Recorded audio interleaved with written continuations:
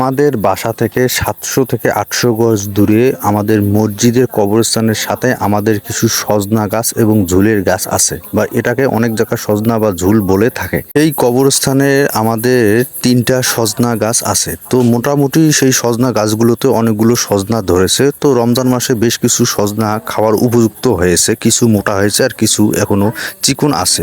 তো আমাদের বাড়ি থেকে ৭০০-৮০০ গজ দূরে সজনা গাছগুলো হওয়ার কারণে মানুষ অনেক সজনা খেয়ে ফেলেছে। আমরা সেই সজনা গাছগুলোর ডালপালা কেটে দেব এবং সজনা সেখান থেকে সংগ্রহ করার আমাদের বাসায় কিছু খাবার নেব এবং বাকি সজনা আমরা বাজারে বিক্রি করার জন্য আমরা গিয়েছিলাম। তো আমি একটু কাজে ব্যস্ত ছিলাম, তাই আমার অন্যান্য সদস্যরা সেখানে গিয়ে সজনা পাড়া শুরু করেছে। মোটামুটিভাবে ৩টা গাছের মধ্যে একটা গাছেতে মোটামুটি অনেক সজনা ধরেছিল। আমি গিয়ে দেখি সেখানে সজনা একেবারেই কম, মানুষ একেবারেই খেয়ে ফেলছে। যেহেতু আমাদের বাড়ির কাছে নয় এই সজনা গাছগুলি, এটা আমাদের মূলত একটা পারিবারিক কবরস্থান। আমরা সেখানে সজনার ডালপালাগুলো কেটে দিয়ে আমরা সেই সজনার গাছের ডালগুলো কবরস্থানের ভিতরে রেখে দিলাম। আলহামদুলিল্লাহ, সেখানে যেহেতু আমরা গিয়েছি সেখানে একটা কদম গাছের ডালপালা আমরা কেটে দিয়েছি, কিছু আম গাছের ডাল কেটে দিয়েছি এবং সেখানে বড়ই গাছ আছে আমাদের কবরস্থানের, সেই দুটো ডাল আমরা কেটে দিয়েছি।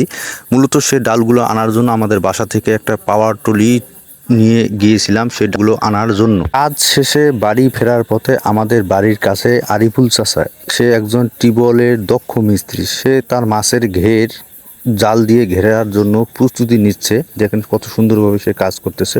মূলত সেই নালার মধ্যে তার পানি গিয়ে জমা হয়েছিল, পরবর্তীতে বন্যা হয়ে তার মাছের ঘের থেকে মাছ যেন বাইরে হতে না পারে সেজন্য সে জালের ব্যবস্থা করতেছে কত কষ্ট করে। আমরা একটা চিকন নতুন জাতের ধান লাগাইছি, তার শীষ বাইর হতে শুরু করতেছে, মোটামুটি অনেক শীষ বাইর হচ্ছে। বাসায় এসে সজনাগুলো বাজারজাত করার জন্য আমরা প্রস্তুতি নিচ্ছি। তো আমাদের এই ভিডিওগুলি সবার মাঝে ছড়িয়ে দেওয়ার চেষ্টা করবেন। সবাই ভালো থাকবেন, সুস্থ থাকবেন, আমাদের জন্য দোয়া করবেন, আমরা আপনাদের জন্য দোয়া করি।